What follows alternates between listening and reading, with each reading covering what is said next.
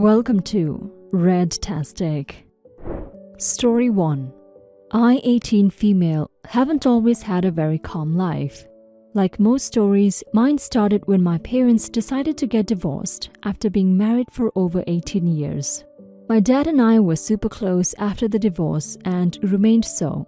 That was until he remarried 6 years later, when I turned 15, bringing my stepmother into my life. She had never married before, nor had ever had kids. So you can imagine she had no idea how to treat me and made that very clear with her attitude. My stepmom has clearly stated several times that she has never had any desire for children and makes it obvious. She only married my dad because she knows I will be moving out in a few short years. Meanwhile, she never cared for me, only ever did her and dad's cooking and laundry, etc. You get the idea. The second I turned 18, I would get small doses of joy every time I would search for apartments. I wanted someplace small and cozy, preferably far from home, but closer to college.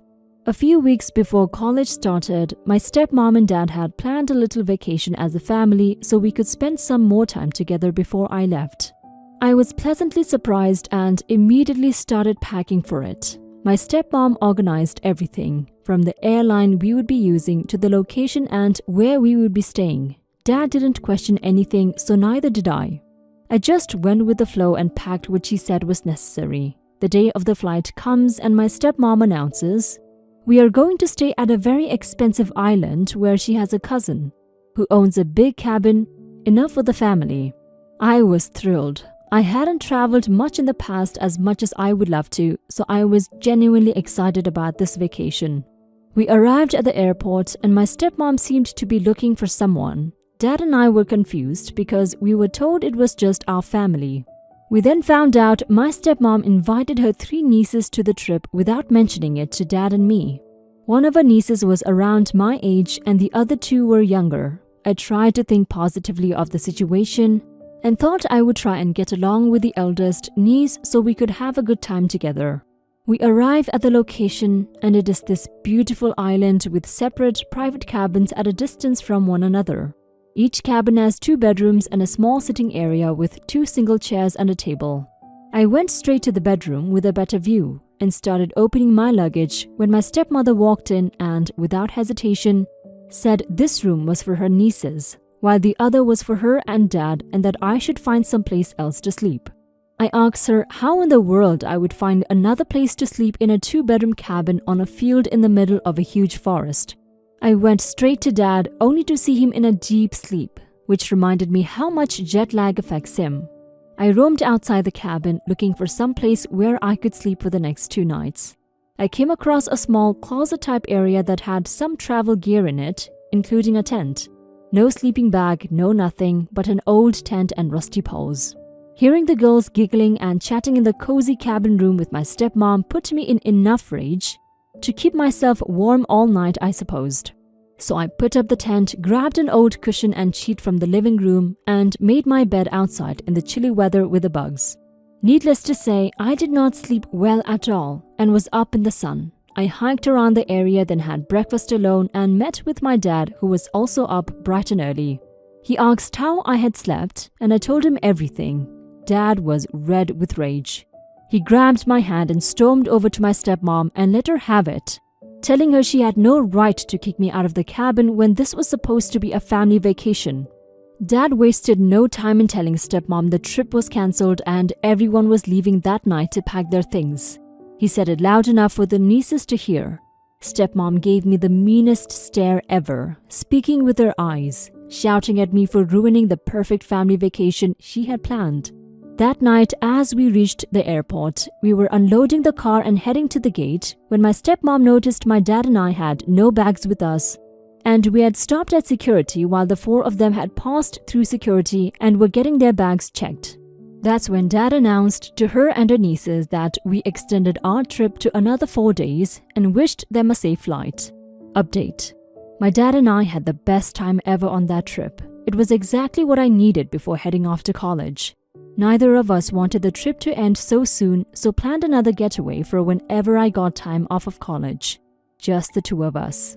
My stepmother, on the other hand, is still very cold towards me and occasionally messages me while I am in college, letting me know I am the reason for every fight she and dad have and that her nieces despise me for ruining their trip. She also likes to mention I won't be invited to family gatherings from now on, but honestly, I couldn't care less. Dad and I have been closer than ever since that little incident, and he prioritizes me in anything I am a part of. It makes me happy to hear about a dad standing up for their child after remarrying, OP. I'm so happy your relationship with your dad remains as strong as ever, and he continues to be a great dad to you. Your stepmom sounds horrible. She never should have married your dad if she knew she wouldn't be okay with loving his child as her own. The stunt she pulled during the trip was evil. I love how you and your dad got back at her for it. I hope that you two will remain close, and I would honestly advise your dad to get a divorce. His wife sounds horrible. Story 2. Sorry about formatting. I'm on mobile. I'm 17 for reference.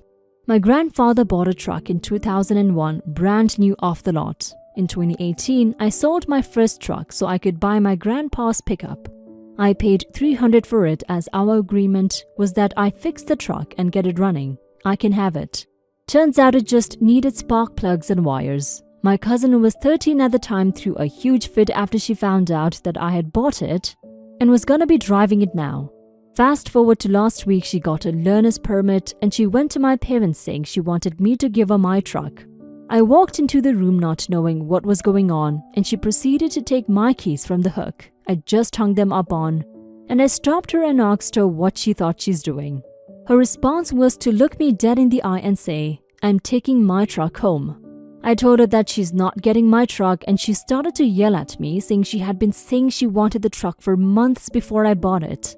And my mom tells me that I should just give her the vehicle and drive my dad's truck till I can buy a new one. I tell both my cousin and mom to F off. I paid for the truck, it's mine. I later apologized to my mom for my treatment at that moment. Cousin proceeded to go home and cry to her mom about how I should give her the truck, and my aunt called my grandpa, who was on my side.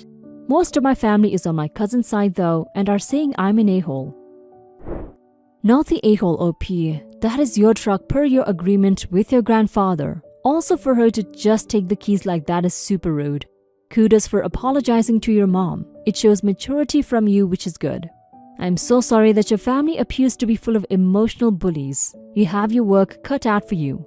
Be firm, stay strong. Protect yourself by keeping to the moral high ground. Now for some comments. Not the a-hole. Your family sounds whack. You paid for something and your bratty cousin wants it. Throws a toddler tantrum and everyone thinks she deserves it.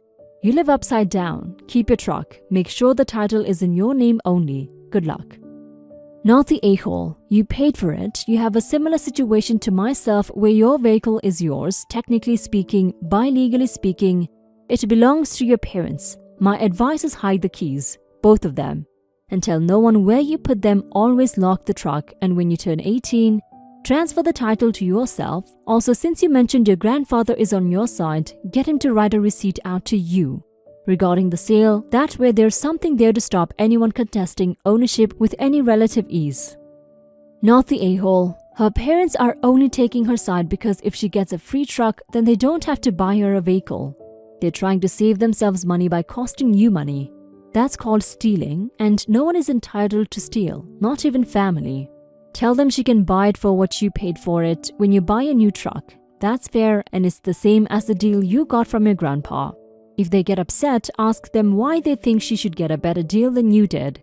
Why do they want special treatment for her when they're not even willing to help their own daughter out, but they expect you to? Story 3. My wife has a habit of doing this, and I've told her in the past that it makes me uncomfortable, so today I stood my ground. When we finish shopping at the grocery store, we will get in line, and after a while she wanders off and starts picking up more stuff. Mind you, it's usually just 1 or 2 items, not a whole cart full.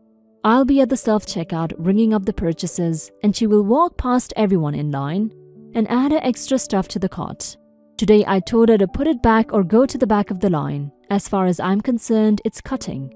I get upset when other people do this, and I feel like a total hypocrite when I let her do it. She told me I was being irrational and that nobody cared. I told her that it didn't matter and I wasn't going to help her cut. If she knew she wanted to grab more things, then she should have done it before announcing that she was all done and ready to go. It's a minor issue, we didn't get into a fight and she took the item, a tray of muffins, back. But I'm curious what others' take on this is. Am I the a-hole? Edit. Okay, I'm the a-hole. I'll chill out since it seems like nobody actually cares or gets upset about this except me. Also to clarify, since it seems there was some confusion about it, I'm not publicly berating my wife. I said in a volume that only she and I could hear that I wasn't comfortable with her doing this and told her she should put it back or go to the back of the line. Not that it changes anything, just wanted to set that straight. Thanks for the feedback. Now for some comments. You're the a-hole mildly. From what I'm getting here, there's no extra transaction. It's plainly obvious you're together. And you're there ringing things up the entire time. I would look at this completely differently if she were alone and abandoned the station, but this looks mostly innocent to me. Asking her to stop doing that is cool, telling her to go back of the line goes too far in my opinion. You're the a-hole. When someone's spouse passes by you to hand their significant other an item, what does this actually do to you? Like in a concrete sense, what about this so impacts your life that you've become this upset about it? Because I think telling your wife to go to the back of line is juvenile and an overreaction. If you let small stuff get to you like this all the time, you need therapy. I can't imagine the stress you must feel and cause. You're the a-hole. Personally, the only reason I could see this bothering most people is if it ends up holding up the line. People forget things, it is not that big of a deal. But that's not why I'm casting my judgment. I think how you treated your wife was rude. And if you had made a scene like that with me, I would be embarrassed and a bit ticked off as a result. It's okay if you think it's cutting the line and that you're uncomfortable with your wife doing that. But that's something you talk about in the car afterwards or when you're back home. You know, somewhere in private where there's not an audience lined up behind you.